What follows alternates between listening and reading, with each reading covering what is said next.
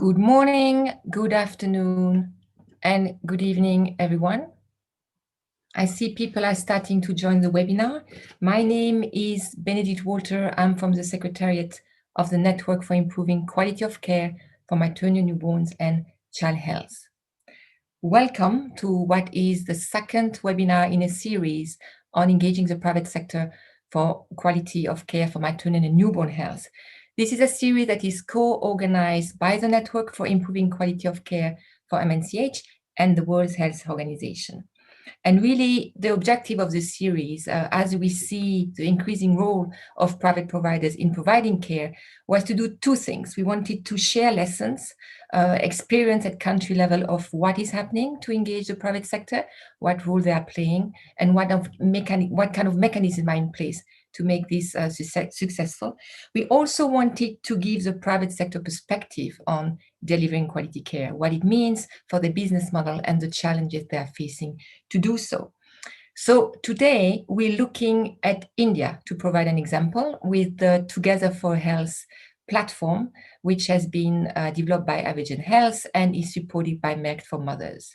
And the platform started as a feedback mechanism for pregnant women to comment on their experience of care, of maternal care in private facility, and then expanded to become something much bigger, as our speaker will explain today. So we have two speakers today. The first speaker will be Dr. Sumiti Saharan, who is the Design and Research Director at Avengen Health, and she is focusing specifically on that part of experience of care, of maternal care by women who are requesting care in private facility in India. The second speaker will be Ms. Anne Reins, who is also from Avengen Health and is the commercial director, and she will bring much more the business perspective and what it means to develop this platform, the challenges at the beginning, and how the plan needed to be adapted to be successful. You will see that in the promotion of this webinar and in the invitation you got, we had a third speaker lined up, Dr. Malhotra, former president of Foxy, who unfortunately could not join us today, so she sent her excuses. I will now just give a few more comments on the way we're running this session before handing over to the speakers. So you will see you on silent, but we designed this series and this session to make sure that it's very much a discussion and not a lecture from the speakers to you. So please, during the presentation, do post your comments and your question in the chat box. And we have dedicated half of this webinar to answering these questions. So we will read them out to the speakers at the end, and they will answer the question as they come. And if you have additional questions, we will direct you later on to a platform where you can post them, and they will be also answered by the speakers. I will now give the floor to our first speakers, Dr. Sumiti Saharan. Sumiti, please, can you share your presentation?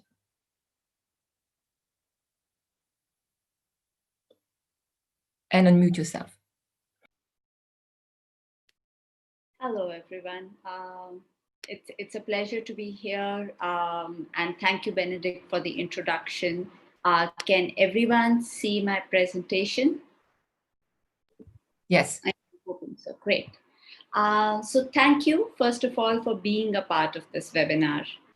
I believe all of us are here because all of us in some way believe that improving quality of healthcare is an imperative. And today, we, both Anne and I, will be sharing some of our key insights and lessons learned at Together for Her with you. And I'm really looking forward to this session. To begin, I'd like to take 5 minutes to explain to you what Together for Her is and how we work with mothers on one hand and with private care providers on the other to improve the quality of healthcare.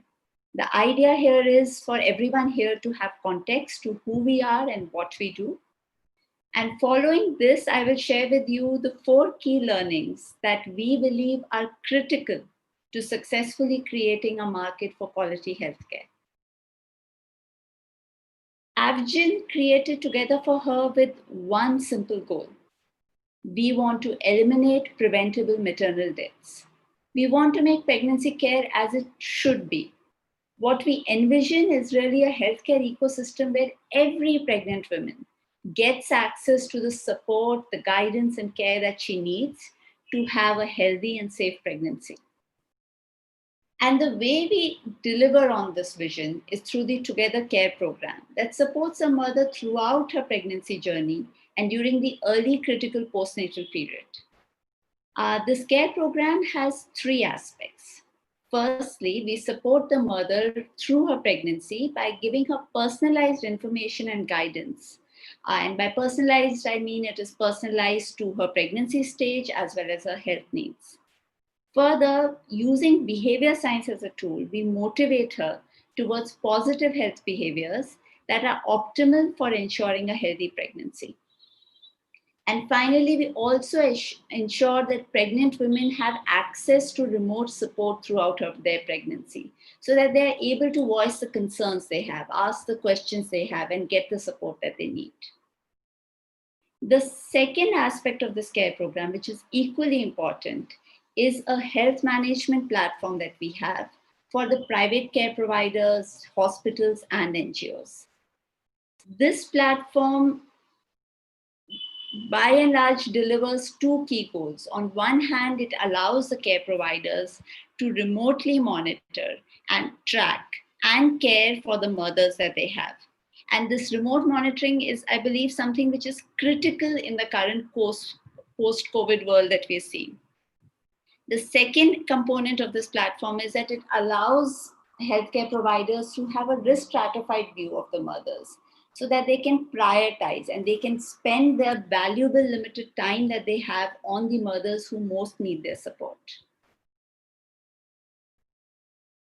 Other than these two components, we have a third linking facet of Together for Her, which ties the story together. And that is the feedback platform that Benedict also mentioned and which we started with.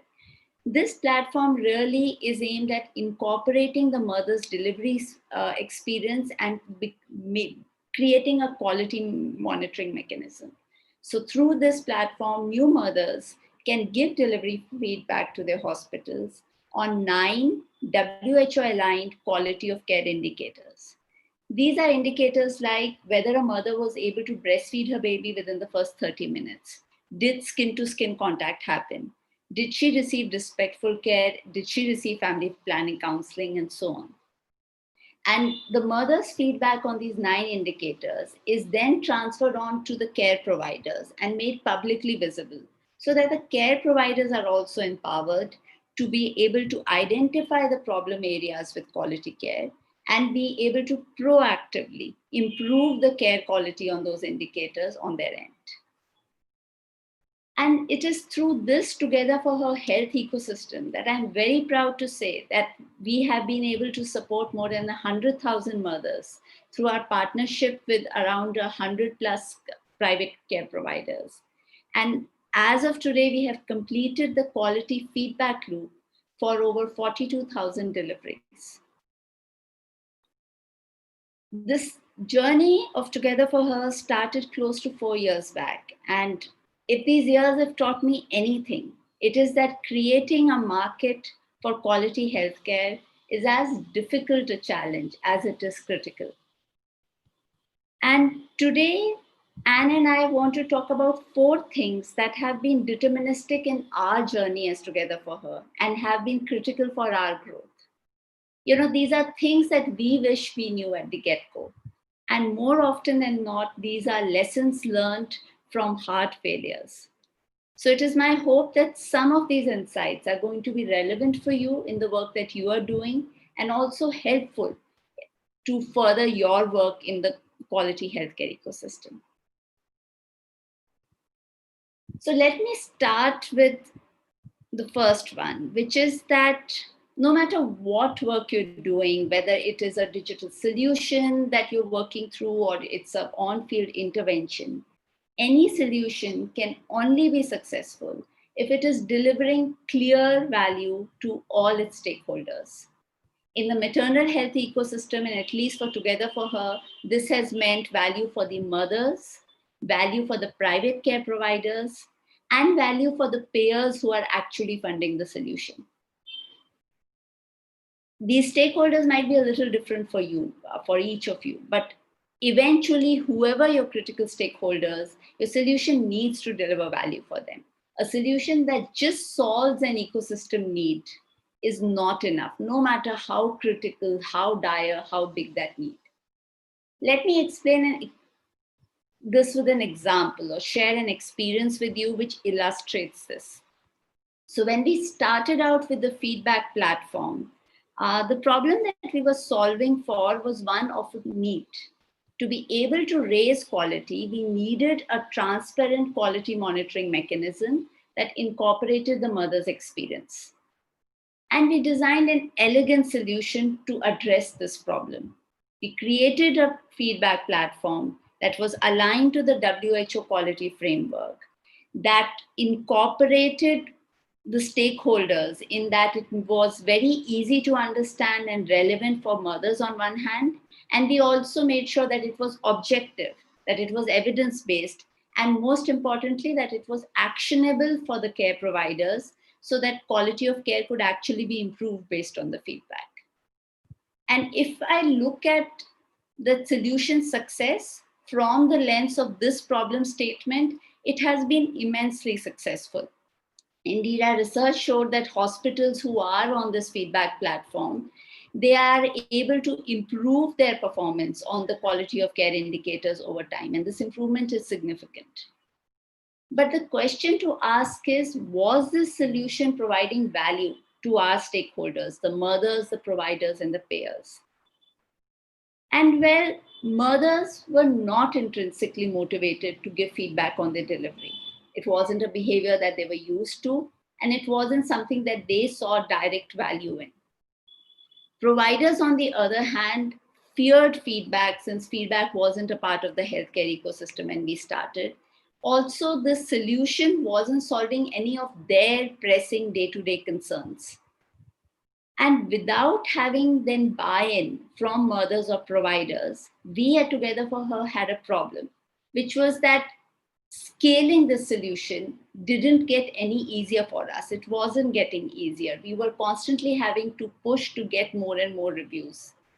More importantly, the costs of implementing the solution or the money we had to spend per review wasn't coming down.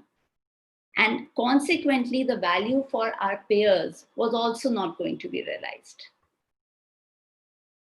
We tried this for at least over a year and various iterations, various experiments before we had to take a step back and we had to realize that this solution, just the feedback platform in and of itself, was never going to become sustainable.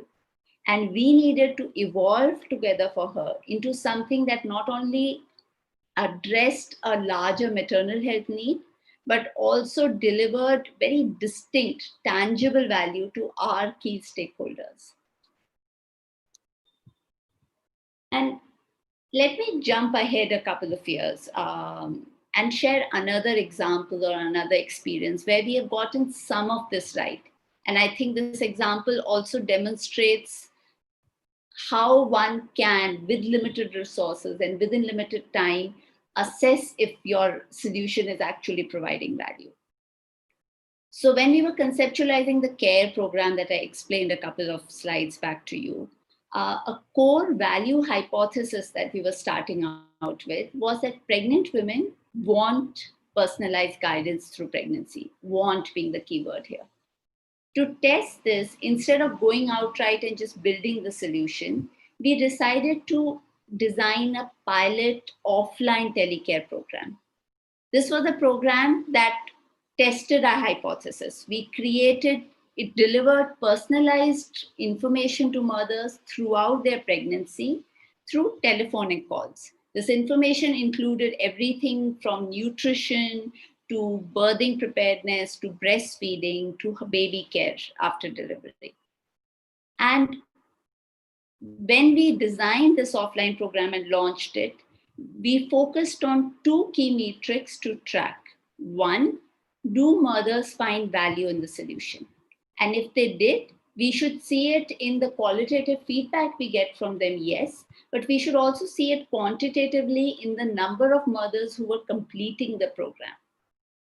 Second, is the solution actually likely to deliver on the vision that we have at Together for Her? In other words, is it actually going to improve healthcare outcomes? And to test this metric, we looked at assessing if the dietary behaviors of the mother who were on the program were improving. Were they getting healthier? And what we saw was very satisfied, happy mothers with over 95% completion rates in the 11-month program. And also very, very clear improvement trends in the health behaviors of the mothers who were on the program.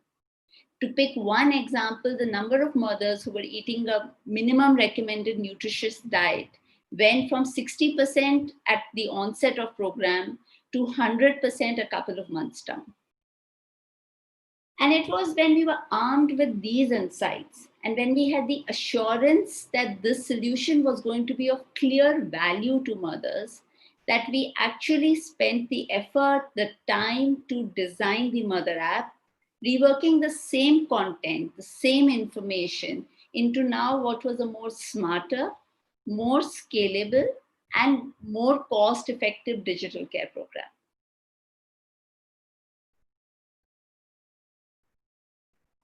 Next, I would like to talk about data, the value of data and how to make it valuable. I'm pretty sure at this point, there are people in the audience saying, hey, everyone knows data is important. And yes, indeed, everyone today knows the power of data. And yet, so many of us fail to really harness data for its maximal value, fail to extract insights, powerful insights from data. So the question I'm really addressing is, how does one get the most out of the data that we have? To start with, I think it's very important to think about the data that you have or that you're going to collect along three dimensions. First, what is the data that you need to be able to demonstrate impact? Especially working in the healthcare domain, and if we are working towards quality improvement, this is going to be critical. Secondly, what feedback or what data points do I need? What points can really drive my product iteration in the right direction? And lastly, what data can help me discover additional novel value for my stakeholders? It is very important that very often data is thought about from any one or two of these dimensions, but it is critical that we think about data from all these dimensions and very iteratively. And for all these three dimensions, having a data strategy at the onset, no matter how simple the data strategy, at least you knowing what is the data I really need and what data points do I need to collect to have that information. Having that data strategy and a strong data architecture in place can allow you to truly harness the value of that data. It can mean that distance between having an Excel sheet with a lot of data points and having actionable insights that tell you what to do next. And at Together for Her, this has been one of the things we managed to do right to quite an extent. We built a data strategy right from the beginning, and we have evolved it along our journey.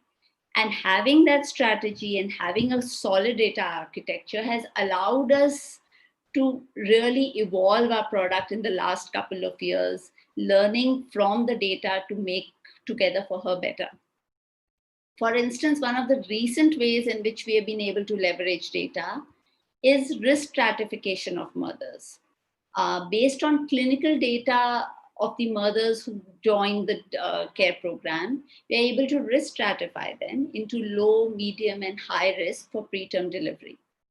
And this risk stratification is turning out to be a very, very strong value proposition for private care providers, for NGOs, who are now able to better monitor the high-risk mothers and also prioritize which mothers to attend to, which mothers to focus on when they have limited time and limited resources at hand.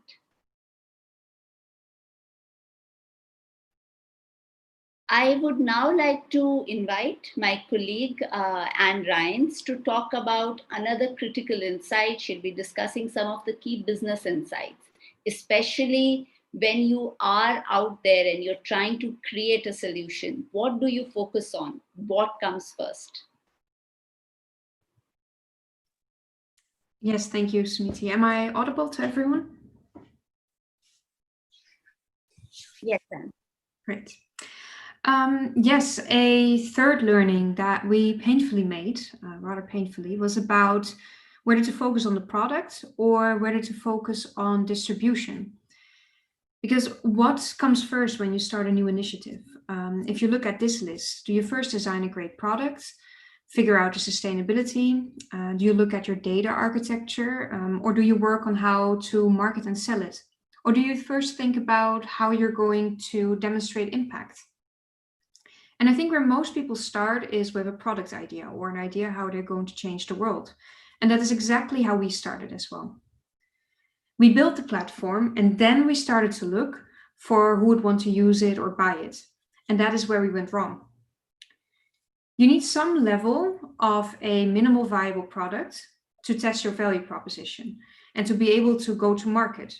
But without an effective go-to-market strategy, you have no way of knowing if your value proposition is actually valuable. So developing these sequentially can take a lot of time, and it can cost you a lot of money as well. And back in 2019, we had a very well-tested product, and Sumiti just described it a little bit. The mobile app was ready. We built tons of content and features. We tested it all with mothers. And then when we were ready to launch, we started building flyers and we went to the hospitals and we built stands and all these things, a website even, but none of it worked. We spent so much time testing our product that we forgot to test our go-to-market strategy and if mothers actually would download an app after seeing a flyer or a stand, or if they would at all walk up to that stand that we placed in the hospital. You have to test all your assumptions. And some things can wait and some things you can do later. But you have to think through your business model, your product, your data, and your distribution channels from the beginning.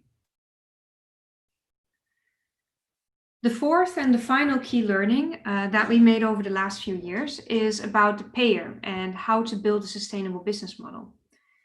When we started with Together for Her, we set out to build a revenue-generating model. And no matter if you're an NGO, or a hospital, government, or a private company, sustainability is always a key challenge. Over the course of the 3 years, we tested many different business models, but what became apparent to us is that with just a review platform, we would not be able to sustain our operations. Although the mothers benefited from our platform, they were not a decision maker in the household to pay. Neither were they able or willing to pay. The other beneficiary, hospital, either did not have the financial capacity to pay in the lower income segment, or they were not willing to pay for a solution that did not immediately provide them with a tangible benefit. And then I'm talking about either immediate extra revenue or immediate extra cost savings. And the few that were willing to pay would never be enough to sustain our efforts. Another key business model for review platforms in more developed countries is that insurance companies or the government require a certain level of quality of care, and hospitals are tested on that. In India, however, the insurance system is not fully established, and the regulation around quality of care, there is some regulation, but it's not mandated, it's not checked regularly. So there was no business model to build a review platform around that.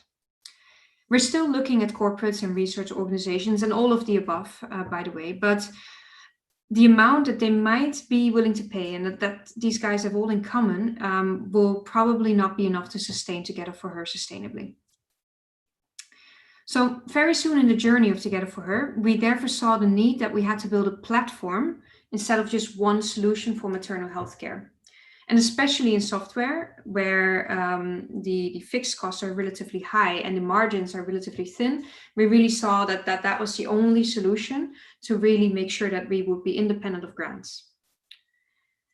We started with just Together for Her, but then we can reconfigure the software platform for cardiac health as well, which gave us our first paying customers in India.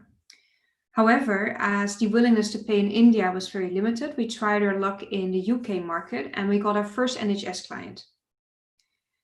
This same platform we then saw had used in a patient support program. that pharma companies were running. And we configured and expanded the platform for oncology for a large pharma and launched that in multiple countries in Europe and the UAE. Then we duplicated the Together platform for HIV and COVID in both India and the UK. And then for a more rare disease called PAH across multiple countries in Europe again with a large pharma. And soon we will be expanding our platform to tuberculosis and paranoia and a few smaller diseases. Instead of building one solution for pregnancy, we build a software platform. And through the expansion in different markets and different diseases, we were able to break even in year 3. And that is quite unheard of, not only for a social business, for any business, and especially for a software company. And I'm very proud of that. And although at a different scale, whether you're an NGO, a hospital, or a government, the same concept you can apply to your initiative as well. You always have to ask yourself the question, who else could be willing to pay or would be able to pay for my solution? And in what way can you spread your costs across multiple users, which makes your initiative faster sustainable?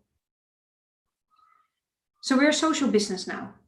We have a clinical facing software platform called Health Machine, which is for clinicians, but also health workers, for example, that personalizes care, it reduces workload, and it tracks key indicators of patients. It has a web-facing solution, it has a mobile app, and it has a tablet. And we have a mobile application for the patients that always takes a different brand name and a different look and feel, but that can be configured to strengthen a patient with information. It motivates the patient to adhere to a certain care path, for example, the recommended antenatal care visits, and it can track their results remotely, especially relevant right now with COVID.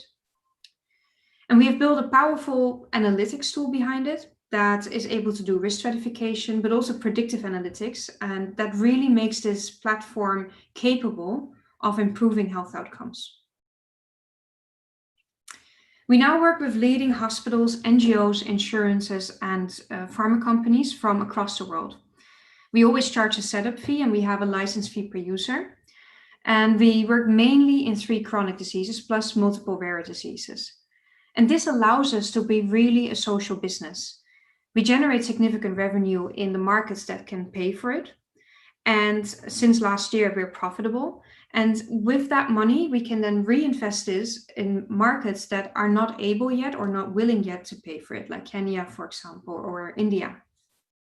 And I'm very proud on this because being a social business is hard. And if you want to improve health outcomes, especially in the markets that need it, you cannot do this alone. And often the countries themselves cannot do it alone. But this model makes it possible to have impact and be profitable. So now we're at the end of this webinar, and we will soon open up the floor for questions. There are 4 key learnings that I hope you will remember from this webinar. And no matter if you're a social business looking to make impact, or an NGO, or a hospital, or if you have existing running initiatives, these learnings are all applicable to you. So first of all, you always need to find your value proposition. And that's not the same as that you serve a need. You need to of course, fix the need, but often your beneficiary is not the same as the person that can pay for it. So create value for both. Secondly, you need to really look at your data. And in order for your data to bring the most value, you need to plan very early, because there's nothing worse than after 6 months figuring out that you don't have the data to prove your impact. So you always have to have an updated data strategy in place and know the data points that are really critical to prove the impact that you're having. Thirdly, do not just create a stellar product. Do create a stellar product, but also, and maybe even before that, create a stellar distribution channel. If you know how to sell, you can sell not everything, but you can sell a lot. And lastly, think revenue from the beginning. Find a way to split your fixed costs because they are high, and find as many users as possible, and potentially find payers in other markets. Maybe that's not necessarily another country, but maybe it is a different industry, or maybe it's a different city, or maybe it's a different income segment. But really look at like, what did I build, or what am I solving? Are other people willing to pay for that? And lastly, love to fail because when you do these things, and especially in developing countries, you have to test and you fail and you test and you fail. And then maybe you get something small right, and then you fail again. And that's the only way forward, right? That is the only way that you can actually make a difference. Because if it was easy, then everyone would do it. But it's not easy. And that's why we do what we do, right? Because we want to make an impact. So thank you very much for listening. I think the floor is now open for questions. Benedict, back to you. Yes, thank you very much, Anne, and thank you also, Sumiti, for sharing what the platform is, but very importantly, what did not work at the beginning, how you adapted it, and where you are at now, and very much the lessons learned in the last presentation on how you adapted the system. We have a small group online today, so I'm thinking we can have the questions by voice rather than by typing. So if you want to ask a question to the speakers and they will answer them now, please raise your hand using the raise hand button, or if you don't find that, type in the chat and we will unmute you to ask your question. Do we have any question from the participants today?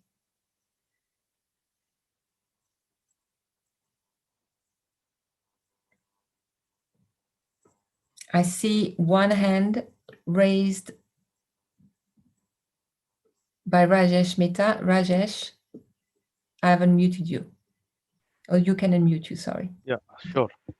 Thank you, Benny, and good to hear to Smriti and Anne about this product. And I am stationed in India, so my question is related to, where was if there was a resistance in using the product, where was it the most? Do you think the mothers in the socioeconomic group, which many of them you would find from the lower socioeconomic group, uh, the ability to have the mobile and use it for their own care, uh, is there a resistance at that level?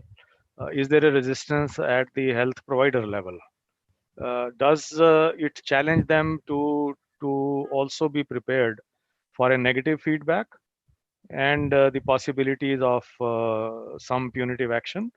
Was that sometimes a consideration? So at the user end, where are the resistances? Thank you. Thank you. I think this is a whole set of questions. So maybe Sumiti, you can start, and you can add on if needed. Sure. Thanks for the questions. And I'll take them one at a time, and let me start with the health provider angle. So from the health provider angle, Anne mentioned this. So we, together for her, when we started out, we just started with the feedback platform. And then over the years, we evolved to create the sort of both mother and doctor supporting care program that we have now. And at a feedback platform level, indeed, we did face a lot of resistance from the private care providers. The reason being that having a publicly available, transparent feedback mechanism wasn't the norm in healthcare when we started out. And there was a lot of apprehension that this would work against them and would actually negatively impact their business. Secondly, because of the way the healthcare ecosystem works, it wasn't the healthcare providers didn't associate feedback as essential for getting new customers. Consequently, they saw very little business value and a big risk when we did start out. We had to, by and large, combat it by starting with a small set of sort of more forward-thinking, more feedback-open providers at that point, demonstrate that the way that we had created the feedback mechanism was very objective.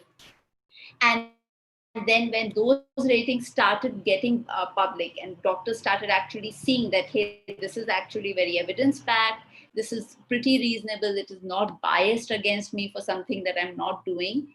And most importantly, it is giving me visibility into things I can very quickly fix. That is when, through word of mouth, it started scaling to some extent. On the mother side, So we do focus on the lower socioeconomic segment of the community, because that is where knowledge and access to information is the biggest challenge.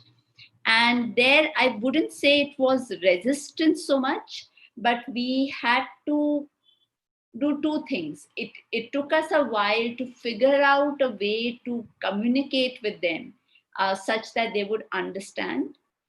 One of the struggles we had is that there is a trust issue.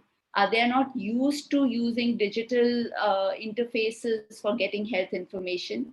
Health information usually comes via the doctor or their family members. And to create that trust relationship, we found out that it was important that the doctors recommend us.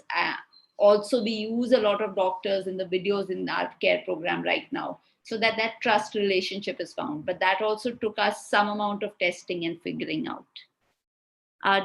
Do these answer your questions? And do you want to add something else? Please go ahead. Yeah, I would like to add one thing. So the mobile app, of course, is only useful for women that have a smartphone or have access to a smartphone in the household, which is not always the case, especially not in the lower income segment. And what we therefore did is that we work a lot together with NGOs, and the content that we made is available offline as well. So that is either in print form, or what NGOs do that use our platform is that those mothers that do not have a smartphone, they are invited to sessions in the NGO community house, for example, hosted by health workers, where dependent on in which pregnancy week they are, the content is discussed there. So we have both an online version, which requires a user to, or patient or mother to have a mobile phone. But if she does not have that, then the health worker uses the clinical platform and sees which information the mother should get. And then once she visited the mother or she invites the mother, then the content is shown there. So we try to cover both. Thank you very much. Is there any other question from the attendees today for our two speakers? Please raise your hand or just type your name in the chat box and I will give you access. I see that we have a comment from Debbie in USAID saying that was very interesting presentation with lots of great ideas for both the public and private sector healthcare. Thank you, Debbie. If there are no more questions, I will direct you to the resources related to this webinar and share my screen to do so. I think Teresa has a question, Benedict. I don't, okay, did you see it? Yes. I see, Teresa, please, you can unmute yourself now. Thank you, Anne.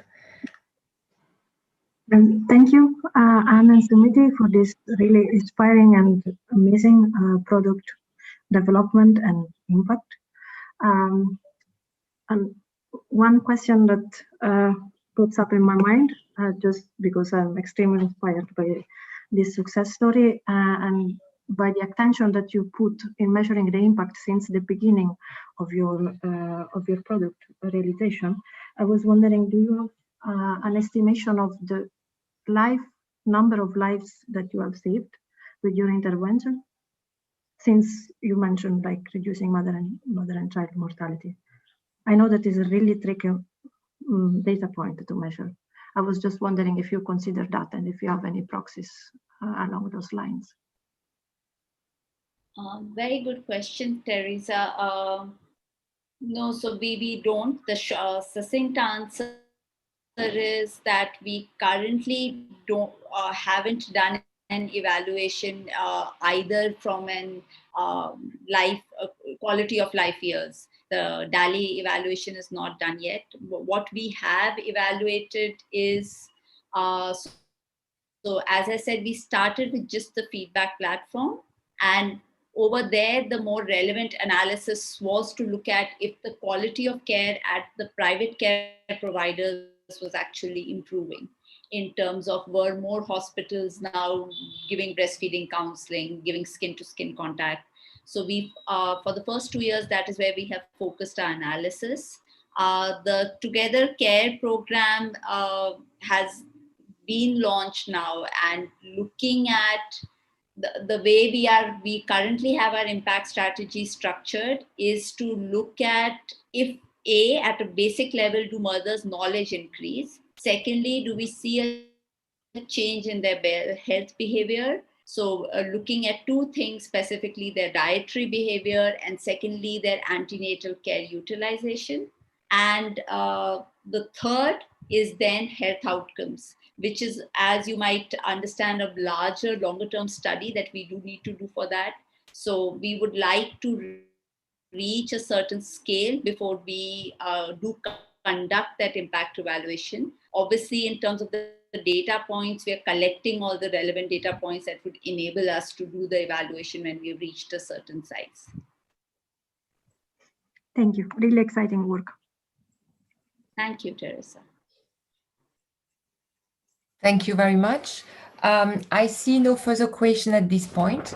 So I'm going to ask one more time. If there's another round of question, please ask me now, or raise your hand or type your name, or I will direct you to the recording of this webinar and the supporting documentation for later on. Okay, so we wanted to direct you to a few pointers on this series and also on the rest of the work that we're doing on quality of care with the private sector.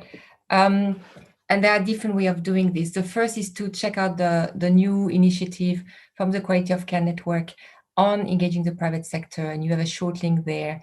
The second is to register for the next webinar in this series, the third one, on 12th of November. And again, it will be an example from India, but this time on Manyata and sustaining quality assurance for maternal health care in private sector in the country. So please join that. And then we have a community of practice that you can join and continue the discussion, ask questions on this topic and another topic if you wish to. I hope you found this session informative. Thank you very much to our two speakers for their presentation, for taking the time to answer your question. And we will send you all a recording and a link with the presentation that was shared today. Thank you very much.